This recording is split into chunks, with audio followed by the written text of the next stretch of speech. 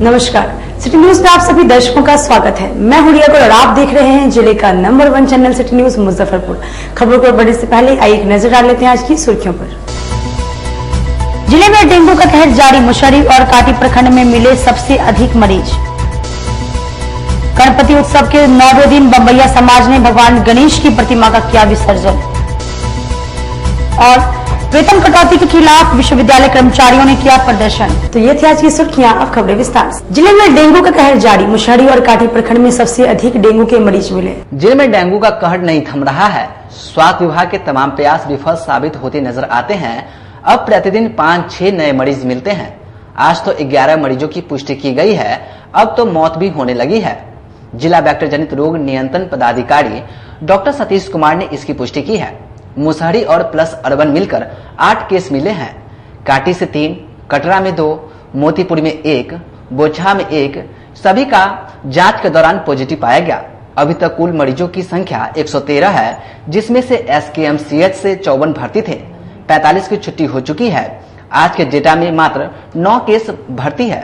SKMCH में जांच के दौरान 11 नए मरीजों में डेंगू की पुष्टि हुई है। वहीं 1 मरीजों में डेंगू व चिकनगुनिया दोनों की पुष्टि हुई है। उन्होंने बताया कि लैब से आए जांच रिपोर्ट से इसका पता लगा है। इन सभी को एसकेएमसीएच में भर्ती कर इलाज किया जा रहा है। कुल 6 मरीज एसकेएमसीएच और जहां डेंगू के मरीज मिल रहे हैं, इसके इर्द गिर्द 100 मीटर के गिंग और लार्वा मारने की दवा का छिड़काव किया जा रहा है। डेंगू में कल तक मेरे पास जो प्रतिवेदन था उसमें 98 केस रिपोर्टेड थे। आज 15 केस और नए रिपोर्टेड हुए हैं, जिसमें से 4 आपका ये 7 मुसहरी में हुए हैं, 8 केस हुए हैं मुसहरी में अर्बन और ये लेकर के, 3 केस कांटी में, 2 कटरा में, 1 मोतीपुर में और 1 बोचहा में। इस तरह से टोटल आज 15 केस प्रतिवेदित हुए हैं, जिसमें टोटल संख्या आपको 113 केस टोटल रिपोर्टेड है। कहाँ मैंने ये सब मुजफ्फरपुर क्षेत्र के?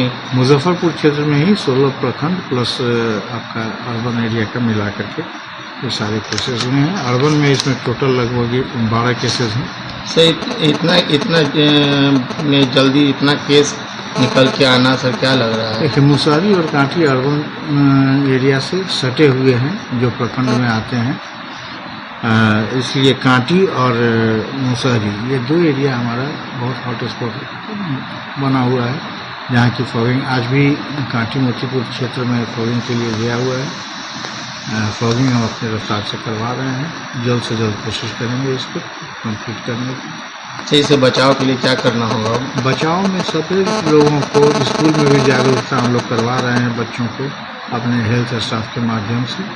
इसके अलावा जमा हुआ पानी, बरसात का पानी न रहने दें। जो लोग इधर उधर अपना टूटा फूटा बर्तन घर के छतों पे रखते हैं, चाहे नीचे नारियल का खोखा भी अगर यदि रखते हैं, उसमें पानी जो जमा होता है उस सब में मच्छर का लार्वापन अपने की शंका रहती है।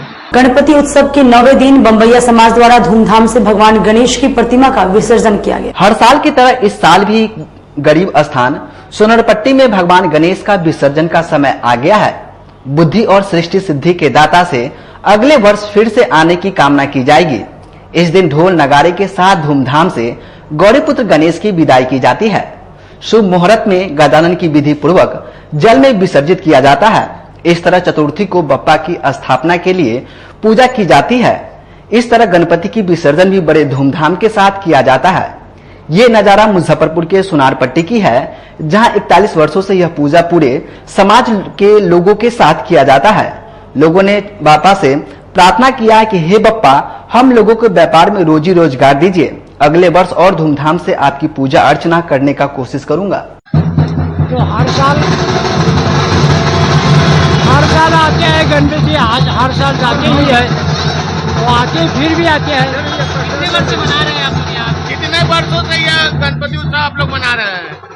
कितने बार ये है और 1982 से बैठ रहा है, माने 41 साल पूर्व हो रहा है। 41 साल हो गया? हाँ, 41 साल से बैठा है। शुरुआत तो आप ही किए थे इसका? हाँ, मैंने हमारे साथ में हमारे सब किए थे, हम अकेले नहीं।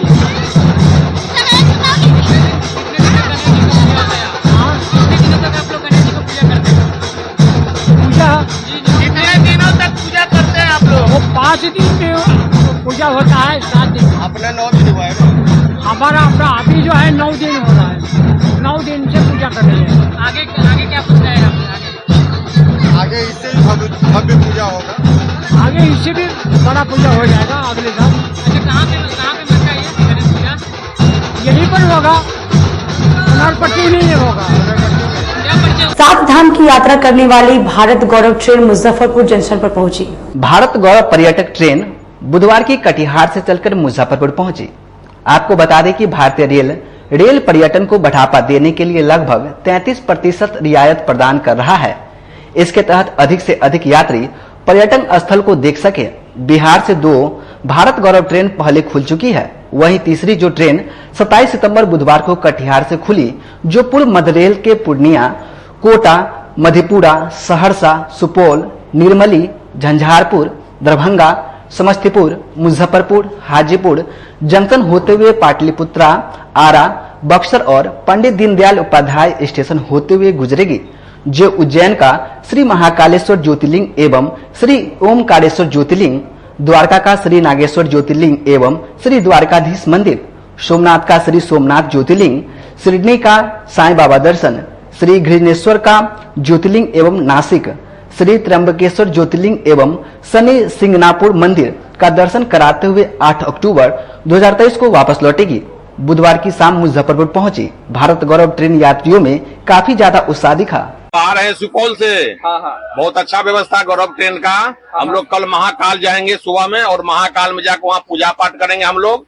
और बहुत अच्छा ट्रेन है और चीप एंड बेस्ट, बहुत बढ़िया बजट में हम लोग 5-7 जगह 8 जगह का इसका यात्रा और 13 दिन का यात्रा है। ये लोग व्यवस्था कैसा? व्यवस्था ट्रेन में खाना पीना सब कुछ अच्छा है, एकदम स्वच्छ वातावरण, कचरा नाम का कोई चीज नहीं, बहुत अच्छा, साफ सफाई भी जो है बहुत अच्छा है, कोई दिक्कत वाला बात नहीं है इसमें। कितनी खुशी है? बहुत खुशी, हम लोग पूरा फैमिली के साथ, हम लोग 15 आदमी के लाट हैं, सारा आदमी बहुत खुशी और व्यवस्था में भी कोई दिक्कत नहीं है।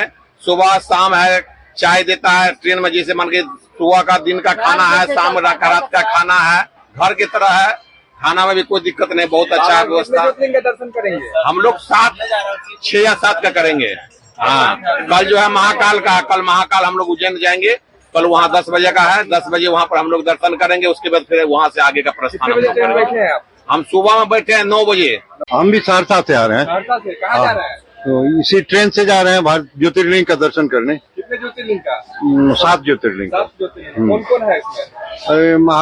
महाकालेश्वर है, त्र्यंबकेश्वर है, शिरडी के साईं बाबा हैं, ऐसे ही है, सोमनाथ है, द्वारकाधीश है, ऐसे ही। कितनी खुशी है? हाँ, बहुत अच्छा लग रहा है, बहुत अच्छा लग रहा है। पंकज मार्केट दुर्गा पूजा समिति द्वारा दुर्गा पूजा की तैयारी अभी से ही शुरू कर दी गई है। दुर्गा पूजा समिति इस बार माता की आराधना के लिए पूरे देश के विभिन्न राज्य समेत अभी से ही तैयारी को लेकर पूरे उत्साह के साथ जुटे हुए हैं। कारीगर पूजा पंडाल का निर्माण कर रहे हैं। रात दिन पूजा पंडाल निर्माण में लगे कारीगरों ने दुर्गा पूजा की चतुर्थी तक इसे तैयार करने का लक्ष्य रखा है। श्रद्धालु मां दुर्गा का दर्शन करने के लिए शहर वासियों के लिए विशेष आकर्षण केंद्र होगा। अभी शारदीय नवरात्र का भी तैयारी चल रही है, कुछ दिन बाकी है। इसमें मंदिर का रंग पेंट पोचाड़ा पंडाल का कार्य शुरू हो चुका है। तैयारी किस तरह की है?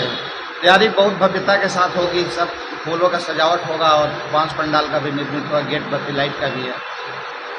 इस बार माता किस चीज पर आ रही है और कितने दिनों का यह पूजा होगा? माता का आगमन जो है हाथी पे हो रहा है और ये न पूजा 9 दिन का है। और जाएंगी किस चीज पर? महिष पे माता जाएगी। क्या यह आना और जाना शुभ है कि क्या लग रहा है? आना, माता का जो आगमन जो है अतिवृष्टि है, सब शुभ है, और जाना थोड़ा सा कष्टकार है। इसके लिए क्या करना चाहिए? मैंने उस माता को खुशी खुशी माता विदाई हो, उसके लिए क्या करना चाहिए भक्तों को? भक्तों को बस माता का सेवा में तत्पर रहना चाहिए और माँ को 9 दिन तन मन धन से पूजा पाठ करें और मैया का पूर्ण रूप से आशीर्वाद प्राप्त करें। 9 दिन में इस बार दुर्गा पूजा समाप्त हो जाएगी? हाँ, 9 दिन में पूजा नमित। कब से दुर्गा पूजा चालू हो रही है? 15 अक्टूबर से। सबसे बड़ी बात है कि मैया के आशीर्वाद से 7वीं परिषद दुर्गा पूजा समिति के 51वां साल होने जा रही है और इस साल भी हर रूप में माता का जो दर्शाया जाता है, इस बार भी प्रतिमा में भी बदलाव आई है और जो पंडाल बन रहा है उसमें भी बदलाव रहेगी। और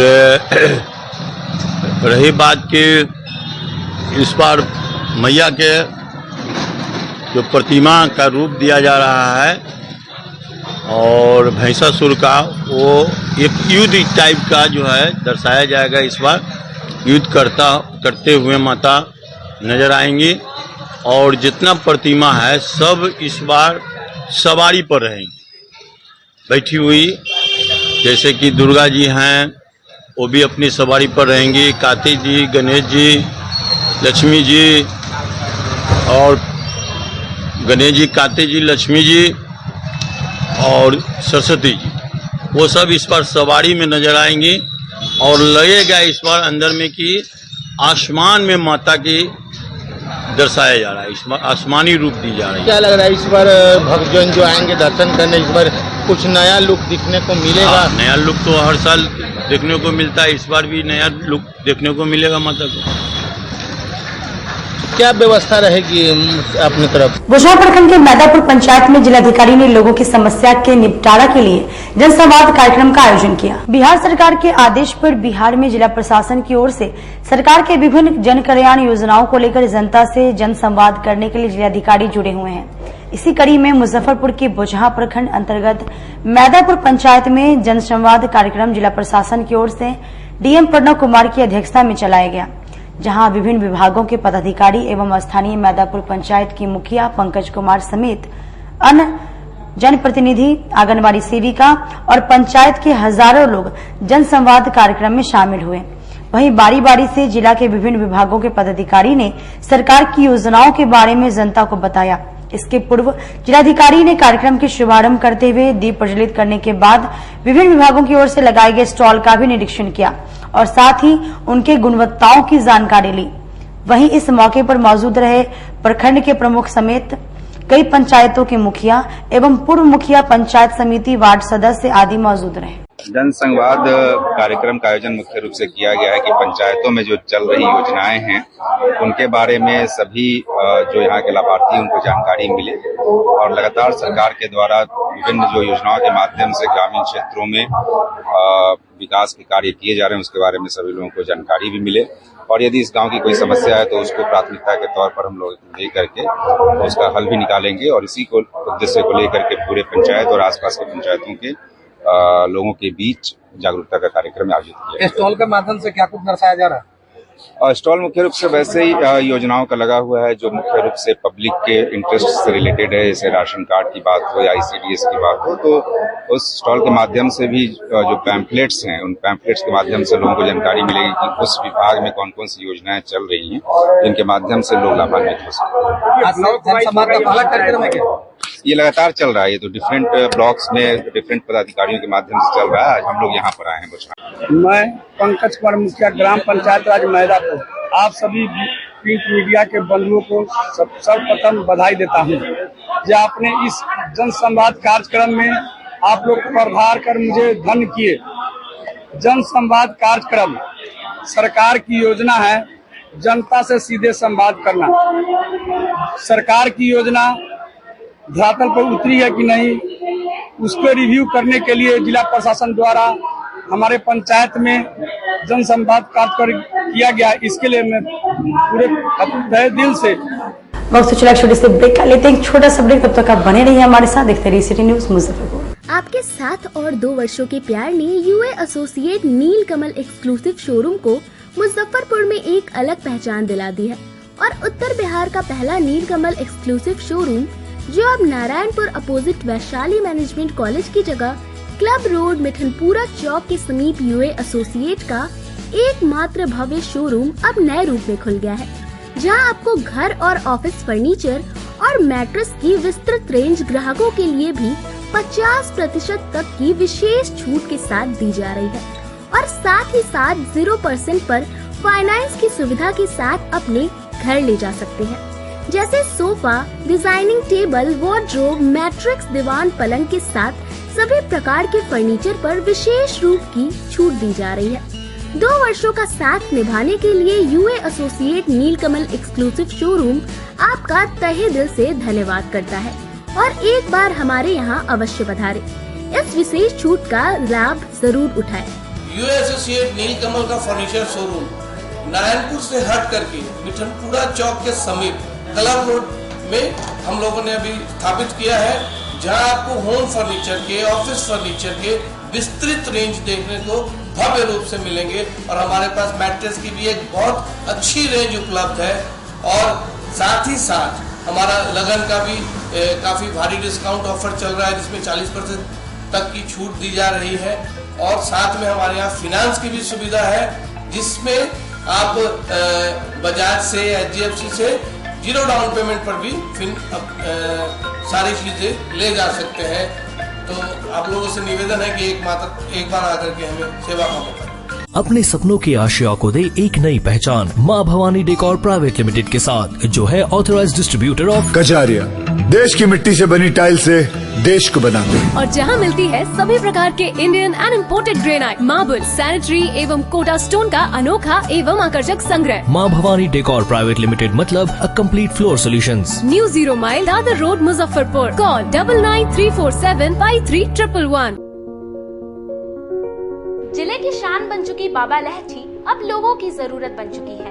अत्याधुनिक रेंज और भरोसे को समेटे हुए लोगों के लिए नई नई डिजाइनर लहठी उतारते रहते हैं। ऐश्वर्या राय बच्चन, सचिन तेंदुलकर की पत्नी से लेकर न जाने कितने सारे नामी हस्तियां इस लहठी के दीवाने हो चुके हैं। लोगों के साथ ने ही बाबा लहठी की पहचान देश से लेकर विदेश तक बनाई है। ऐसा साथ बनाए रखने के लिए आप लोगों का तहे दिल से धन्यवाद। ब्रेक के बाद एक बार फिर से आप सभी का स्वागत है। आइए बढ़ते अगली खबरों की ओर। वेतन कटौती के विरोध में विश्वविद्यालय कर्मचारी ने विश्वविद्यालय प्रशासन के खिलाफ प्रदर्शन किया। वेतन में हुए कटौती के विरोध में बिहार राज्य विश्वविद्यालय महासंघ के आह्वान पर बुधवार को बिहार विश्वविद्यालय कर्मचारी संघ ने कार्य का बहिष्कार किया। जानकारी देते हुए संघ के अध्यक्ष राम कुमार ने कहा कि बिहार सरकार के ढुलमुल रवैये की वजह से आज हम लोगों ने अपने कर का बहिष्कार किया है। महासंघ और सुप्रीम कोर्ट के समझौते के अनुसार हम लोगों का वेतन मान्य तय किया गया था, लेकिन शिक्षा विभाग के अपर मुख्य सचिव के पाठक ने हम लोगों के वेतन मान में कटौती कर दी है। इसके विरोध में हम लोगों ने आज पूरे बिहार में सभी विश्वविद्यालय में कार्य का बहिष्कार किया है। सबसे बड़ी बात तो है जो राज्य सरकार के ढुलमुल रवैये के कारण यह बिहार राज्य विश्वविद्यालय महासंघ के आह्वान पर यह कार्य का बहिष्कार किया गया है, जिसमें सर्वप्रथम है जो वेतन में के कटौती करके फिक्सेशन करके भेज रहा है। जो राज्य सरकार अपने यहाँ दे रही है, हम मांग रहे हैं तो उसको मानने से इनकार कर रही है, जबकि वो स्वयं राज्य सुप्रीम कोर्ट और संघ के समझौता के अनुसार से वो वेतनमान हम लोग को दे हुआ, फिर भी राज्य सरकार उसको नहीं मान रही है, सुप्रीम कोर्ट को भी नहीं मान रही है। एक पाठक जो एक बना दिया गया सचिव, वह मनमानी उनके चल रही है, तो ये सुप्रीम कोर्ट से भी ऊपर उनकी फैसला आ रहा है। तो इसके विरुद्ध में पूरे बिहार भर के विश्वविद्यालय आज कार्य बहिष्कार पर। क्या मांग क्या आपने? मांग है, मुख्य मांग है जो वेतन कटौती और जो वेतन के फिक्सेशन में कटौती करके दिया जा रहा है, ओल्ड पेंशन स्कीम है, और मुख्य मांग यही दो है। एक प्रयास मंच द्वारा स्लम बस्ती में नशा मुक्ति शराबबंदी पर आधारित लोकगीत से लोगों को जागरूक किया गया। एक प्रयास मंच द्वारा पुरानी गुदरी बहलखाना स्लम बस्ती में नशा मुक्त शराबबंदी पर आधारित लोकगीत द्वारा जागरूकता अभियान कार्यक्रम का आयोजन किया गया। मंच के संस्थापक संजय रजक ने कहा कि पिछले दिनों अपने शहर मुजफ्फरपुर में जहरीली शराब से हुई लोगों की मौत व आंख की रोशनी चली गई। यह बेहद ही दुखद घटना है। इसी की रोकथाम के लिए नशा मुक्त शहर बनाने के लिए शराबबंदी पर आधारित लोकगीत गाकर जागरूक किया गया। लोकगीत में बताया गया कि जब एक व्यक्ति नशा करता है तो अपने साथ पूरे परिवार को परेशान कर देता है। साथ ही आपसी झगड़े, सड़क दुर्घटना जैसी घटना भी होती है। नशे का आदी होने पर घर का सामान बेचकर नशा करता है, जिसके कारण परिवार में खाना पीना के साथ बच्चों की पढ़ाई पर बुरा असर पड़ता है।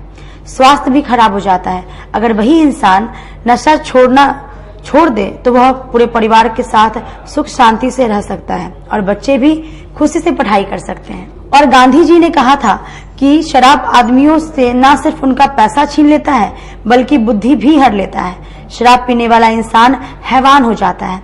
आज मंच के द्वारा नशा मुक्त शराबबंदी के लिए बहलखाना स्लम बस्ती से शुरुआत की गई और शराबबंदी लोकगीत का असर यह हुआ कि कुछ लोग शराब बेच रहे थे इन्होंने ये संकल्प लिया है कि आज के बाद नहीं बेचेंगे। एक प्रयास मंच ने ठाना है नशा मुक्त मुजफ्फरपुर शहर बनाना है। आज एक प्रयास मंच के द्वारा बहलखाना श्रम बस्ती से नशा मुक्त शराबबंदी पर आधारित लोकगीत द्वारा जागरूकता कार्यक्रम का आयोजन किया गया। पिछले दिनों अपने शहर मुजफ्फरपुर में हुई जहरीली शराब कांड से लोगों की मौत हुई और आंख की रोशनी चली गई। ये बहुत दुखद घटना है और इसी को रोकथाम के लिए आज मंच द्वारा एक प्रयास किया गया, जिसमें कि शराबबंदी पर आधारित लोकगीत गाकर लोग को जागरूक किया गया। और लोकगीत में यह बताया गया कि जब इंसान शराब का सेवन करता है, नशा का सेवन करता है, तो वो अपने साथ अपने परिवार समाज को भी परेशान करता है। इससे आपसी झगड़े, सड़क घटनाएं भी होती रहती है और इससे बच्चों पर भी बुरा असर पड़ता है। और जब नशा का आदी हो जाते हैं तो लोग अपने घर का सामान बेचकर भी नशा करते हैं, जिससे कि परिवार में खाना पीना के साथ बच्चों की पढ़ाई पर भी बुरा असर पड़ता है। और गांधी जी ने कहा था कि शराब इंसान का सिर्फ पैसा ही नहीं छीन लेता है बल्कि बुद्धि भी हर लेता है और शराब का सेवन करने से इंसान हैवान बन जाता है। और आज मंच द्वारा शहर में हुई घटना को लेकर ये जागरूकता कार्यक्रम की शुरुआत की गई और आगे भी यह किया जाएगा ताकि लोग शराब का सेवन न करें और लोग खुशहाल जीवन जिए। और जागरूकता कार्यक्रम का असर ऐसा हुआ कि यहाँ कुछ लोग शराब बेच रहे थे, जहरीली शराब, उन्होंने भी यह स्वीकार किया कि आज के बाद हम ये लोग शराब नहीं बेचेंगे। और साथ ही मैं संजय जग और मैं माननीय मुख्यमंत्री जी से एक निवेदन करता हूं कि बिहार में शराबबंदी होने के बाद भी जहरीली शराब मिलती है, जिससे लोगों की मौत हो रही है, आंख की रोशनी चली जा रही है। आप ऐसा कोई ठोस कदम उठाए जिससे ये सब बंद हो और लोग खुशहाल जीवन जिए और बच्चे का पढ़ाई भी चलता रहे। समाहरणालय परिसर में रसोईया संघ के सदस्यों ने अपनी मांगों को लेकर सरकार के खिलाफ प्रदर्शन किया। बिहार विद्यालय रसोईया यूनियन के बैनर तले सैकड़ों की संख्या में रसोईया ने बुधवार को जिलाधिकारी के समक्ष आक्रोशपूर्ण प्रदर्शन किया। प्रदर्शन के पूर्व खुदीराम बोस स्मारक स्थल से रसोइयों का विशाल जुलूस निकाला गया। यह जुलूस विभिन्न मार्ग से होते हुए जिलाधिकारी के समक्ष पहुंचकर सभा में तब्दील हो गया। इस दौरान सभा को संबोधित करते हुए रसोइयों ने कहा कि केंद्र की नरेंद्र मोदी सरकार का दावा है कि हमारा देश दुनिया की आर्थिक महाशक्ति के रूप में चौथे व 5वें स्थान पर पहुंच गया है। राज्य की नीतीश सरकार विकास का ढिंढोरा पीट रही है, लेकिन सरकारी विद्यालयों में रसोइयों के पद पर कार्यरत महिला एवं पुरुष रसोईया को न्यूनतम मजदूरी के छठे हिस्से से भी कम 1650 रूपये प्रति माह साल में 10 माह के लिए दिया जाता है। यह महिला मजदूर एवं सामाजिक न्याय के खिलाफ है। रसोईया इस अन्यायपूर्ण केंद्र की नरेंद्र मोदी सरकार और राज्य की नीतीश सरकार के खिलाफ अनवरत आंदोलन जारी रखेगी। आंदोलन की इस कड़ी में 31 अक्टूबर को पटना के गर्दनी बाग में मुख्यमंत्री का घेराव किया जाएगा। उसके बाद भी मांगे नहीं माने जाने पर अनिश्चितकालीन हड़ताल का किया जाएगा। विद्यालय में भोजन आपूर्ति में बाधित होने के लिए राज्य सरकार जिम्मेवार होगी। बिहार विद्यालय रसोईया यूनियन के तरफ से जिलाधिकारी के समक्ष हमारी रसोईया बहनें अपनी मांगों को लेकर के हम लोग यहाँ पहुँचे हैं। हमारा सेंट्रल ट्रेड यूनियन AIUTUC से संबंध है। इसका जो हमारी मांगे हैं, आज सरकार रसोईया को एक बंधुआ मजदूर बना करके छोड़ दिया है। स्कीम के तहत काम करती है सरकार, कहती है कि मध्याह्न भोजन स्कीम है, लेकिन कोई भी स्कीम 2, 4, 5 साल से ज्यादा नहीं चलता है। ये 20 साल से काम कर रही है, 20 साल से ज्यादा समय से काम कर रही है। ये हमारी मांग है कि रसोईया को अस्थायी कर्मचारी का, सरकारी कर्मचारी का दर्जा दिया जाए। इनका जो न्यूनतम मजदूरी है, जो सुप्रीम कोर्ट का आदेश है, तो कम से कम न्यूनतम मजदूरी 22,000 महीना लागू किया जाए। रसोईया को 12 महीना खटाया जाता है, लेकिन उसको मजदूरी 10 महीने का दिया जाता है। ये कहाँ का सरकार का न्याय है? हम लोगों का मांग है जो 1650 रुपए जो महीने मिलता है, उसमें क्या सरकार हमारे तरफ हम लोगों के लिए दोहरी नीति चाल चल रही है। अब 1600 रुपए में सरकार हमें ये जवाब दे कि हम कैसे जिए, न जीने का रास्ता है न मरने का रास्ता है। अब सरकार से हमें यही कहना है कि 1600 रुपए में हम क्या क्या खरीदेंगे। एक सिलेंडर और एक तेल मसाला भी पूर्ति नहीं होगा, भोजन कहाँ से आएगा, हमारे बच्चे की पढ़ाई लिखाई कहाँ से होगा, हम बीमार पड़ेंगे, हमारा इलाज कहाँ से होगा। ये सब मांग हम सरकार से मांग रहे हैं और कहती है सरकार कि हम महिला के लिए सशक्तिकरण बनाने जा रहे हैं। कैसे हम लोग सशक्त हो, इसका जवाब दे हमको सरकार। सशक्त आईडीएस कॉलेज के सेमिनार हॉल में लोकमान्य तिलक के चिंतन विषय पर सेमिनार का आयोजन किया गया। स्वराज के नेता लोकमान्य तिलक के चिंतन की प्रासंगिकता पर विचार करने का अर्थ है वर्तमान सामाजिक राजनीतिक परिदृश्य की चुनौतियों से पार पाने के लिए उनके चिंतन से कोई राह नहीं मिलती है या नहीं। मैं समझती हूँ कि तिलक का जितना बहुआयामी और ऐतिहासिक योगदान था वैसा प्रमुखता का स्थान उन्हें हमारे इतिहास और राष्ट्रीय जीवन में नहीं मिला है। स्वराज पर्व के अवसर पर बाल गंगाधर तिलक के विचारों की प्रासंगिकता विषय पर रामदयालु सिंह कॉलेज के श्री कृष्ण सभागार में आयोजित राष्ट्रीय सेमिनार के मुख्य वक्ता और राजनीति शास्त्र के प्रोफेसर डॉक्टर अनिल कुमार ओझा ने ये विचार रखे। सेमिनार में अपने बीच वक्तव्य में मुजफ्फरपुर में स्वराज पर्व के आयोजनकर्ता और राष्ट्र कवि रामधारी सिंह दिनकर स्मृति न्यास दिल्ली के अध्यक्ष नीरज कुमार ने कहा कि भारतीय स्वराज के प्रणेता लोकमान्य तिलक ने पहली बार स्वराज मेरा जन्मसिद्ध अधिकार है और मैं इसे लेकर ही रहूंगा का उद्घोष किया था। स्वराज के लिए राष्ट्रीय संघर्ष की शक्ति बढ़ाने और सामाजिक एकता को सुदृढ़ करने के लिए 1893 में पुणे से उन्होंने गणपति उत्सव की शुरुआत की, जो एक राष्ट्रीय अभियान बन गया। मुजफ्फरपुर के साथ तिलक जी का गहरा संबंध था। मुजफ्फरपुर बम कांड और शहीद खुदीराम बोस के पक्ष में केसरी अखबार में लिखे गए उनके लेखों के कारण उन पर राष्ट्रद्रोह का मुकदमा चलाया गया था और 6 साल के कारावास में मांडले जेल भेज दिया गया था। जेल की विषम परिस्थितियों में भी तिलक जी ने गीता रहस्य जैसे महान ग्रंथ की रचना की। अंततः कहा जाता है कि मुजफ्फरपुर से संबंध के कारण ही तिलक जी को गीता रहस्य लिखने का अवसर मिला और वे बाल गंगाधर तिलक से लोकमान्य तिलक बने। उनकी इसी ऐतिहासिक विरासत से प्रेरणा लेकर मुजफ्फरपुर में राष्ट्र कवि दिनकर स्मृति न्यास ने गणपति उत्सव और स्वराज पर्व मनाने की शुरुआत की। राष्ट्रीय संगोष्ठी का आयोजन किया गया है। जैसे कि हम लोग देख रहे हैं कि विगत 19 तारीख से आपके मुजफ्फरपुर शहर में स्वराज पर्व चलाया जा रहा है। स्वराज पर्व में गणेश जी की मूर्ति स्थापित हुई है और साथ ही साथ गणेश मूर्ति का जो पूजन का प्रारंभ 1893 ईस्वी में जो बाल गंगाधर तिलक के द्वारा शुरू किया गया, उनके विचारों को फिर से पढ़ने की जरूरत है, फिर से समझने की जरूरत है कि बाल गंगाधर तिलक ने जिन विचारों का प्रचार प्रसार राष्ट्रीय आंदोलन के दौरान किया था, उन विचारों की आज क्या प्रासंगिकता है, क्या हम उस विचारों को लेकर आगे समाज को लेकर चल सकते हैं। जिस तरह से उन्होंने कहा था कि प्राचीन भारतीय सभ्यता और संस्कृति के आधार पर ही हम एक स्वस्थ भारत का निर्माण कर सकते हैं, उसी को लेकर आज ये एक सेमिनार का आयोजन किया गया है। कौन कौन लोग आज इसमें उपस्थित? आज इसमें विश्वविद्यालय की कुलसचिव महोदय, कुलपति महोदय, साथ ही पॉलिटिकल साइंस विभाग के विभागाध्यक्ष डॉक्टर अनिल कुमार ओझा, साथ ही इस महाविद्यालय आरडीएस कॉलेज की प्रधानाचार्य श्रीमती प्रोफेसर डॉक्टर अमिता शर्मा, उसके अलावा आज के लिए इतना ही। कल फिर मिलेंगे कुछ नई खबरों के साथ।